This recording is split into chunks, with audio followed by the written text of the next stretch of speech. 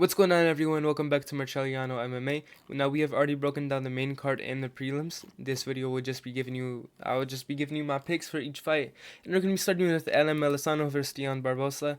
Melisano is the younger fighter here. She's gonna be more of a prospect type. She's definitely a striker compared to Barbosa. But I have Barbosa here. She's the better overall grappler, and if this fight gets to the ground, I think she gets an easy submission opportunity. Going to RJ Harris versus Alvin Hines. I don't know why Hines is the favorite. Harris is going to win this easily. He's the much bigger man in this matchup, and Hines, the way he likes to fight, he uses his jab. He's not going to be able to do that against the guy who's a 6-inch reach advantage. I have Harris by KO, Barbosa by submission. Now for Auden Korea versus Stuart Nicole. Auden Korea, he's just a better overall all-around fighter here.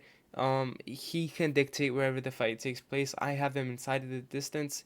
He's more of a grappler than a knockout type of fighter, but I do have him via knockout over Stuart Nicole. Ezra Elliott versus Damian Anderson. This was the newest fight added to the card, and Ezra Elliott is the dog in this matchup, just like Harris. But I think he's like going to win. I think his wrestling and size and definitely his physicality are the difference here. Anderson has a good submission game, but so does Elliott, and Elliott trains along people like Sugar Sean O'Malley, so I'm pretty confident in him. Now for another underdog pick, I believe Felipe Franco is an underdog. I'm gonna be taking him over Levi Rodriguez Jr. Levi was banned for a year for using PEDs. In a fight where he did use that, he didn't look that good. Um, I think it's quite simple. Felipe Franco, I think he's the more well-rounded fighter, and he can finish fights in multiple ways. I have Franco inside the distance.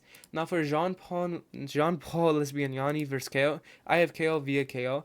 I will say that Jean Paul is probably the better all-around fighter. He's probably more well-rounded, but KO isn't called the Korean Mike Tyson for no reason. I think his power will definitely like stun Jean Paul, and I have KO via KO. Now going to Austin Beshi versus Jose Miguel Delgado.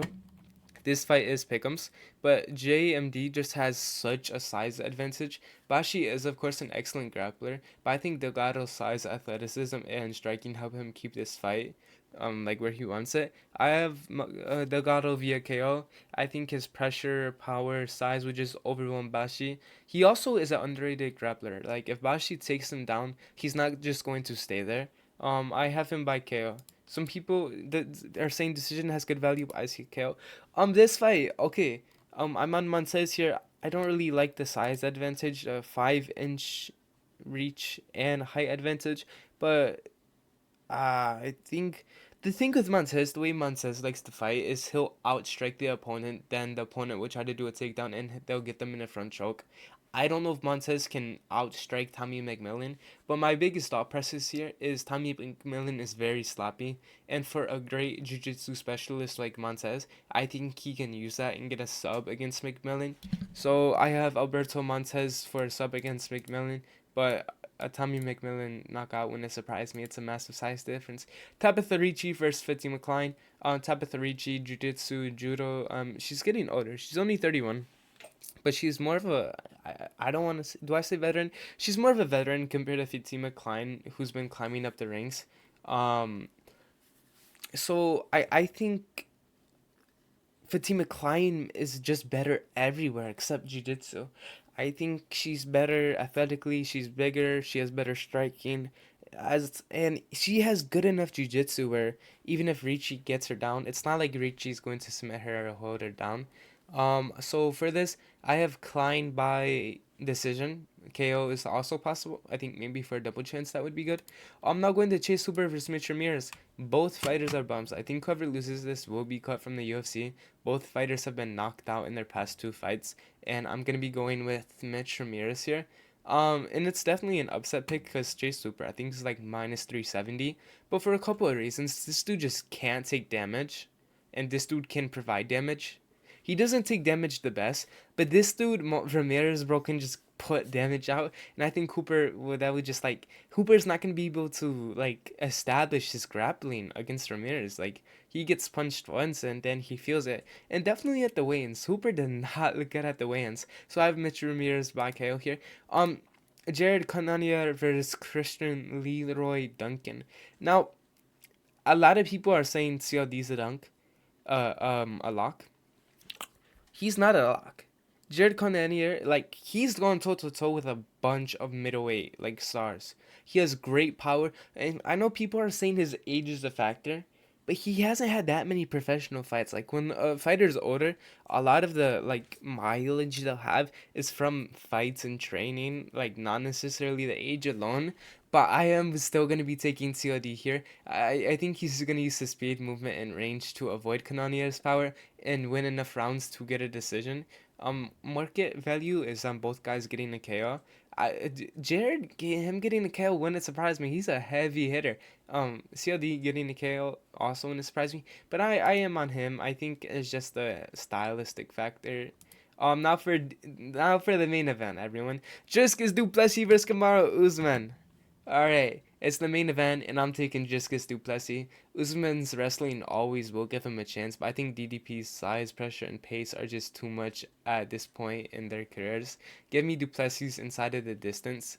I think the only aspect Kamaru Usman is better here is wrestling. I think striking wise, like maybe IQ. I'll give Kamaru Usman IQ as well. But I think Usman it isn't a good fight for him. They're pretty much similar size on paper, but IRL DDP did look a lot bigger. I think I don't know why people are so like I think that he should be more of a lock. Like he has I don't I'm trying to think of how Kamaru Usman could win. If he wins, it would be by like a split decision. Like if it goes to sub, I see Jiscus Duplessis getting a sub. I don't see Kamaru at this stage in his career knocking Jiscus out. Like his best recent win is you'll call him Buckley. Even then, like it's not that impressive. Both got beaten by Hamza. I hate the takes where people are like, oh, Driscus Duplessis got beat by Hamza and Kamaru Usman's another wrestler. Like that's a shit take, bro. They're not even the same type of wrestler. But I have Duplessis, but inside the distance, I don't think Kamaru Usman is gonna last all 5 rounds. I do think it'll go over 2.5. I think it'll likely be a late finish by Driscus Duplessis. And now those are my picks for this card. For locks, what are we going with locks, boys? The locks of this card, let me give you my locks. For the locks, I'm going to be giving you Aladdin Korea. He's a lock. It's just a stylistic matchup against Nicole. Like, there's levels to this. He's a lock. Next lock, we're going to go to, Dion Barbosa. Dion Barbosa, I'm going to put her as a lock, man. I just don't see Anna Meleso, like, doing too much around the striking. I see this going to ground and Barbosa getting this up. Um, one more lock. Do I give y'all another lock? I'm gonna give y'all Fatima Klein. Is she a lock? Now she's too young to be a lock.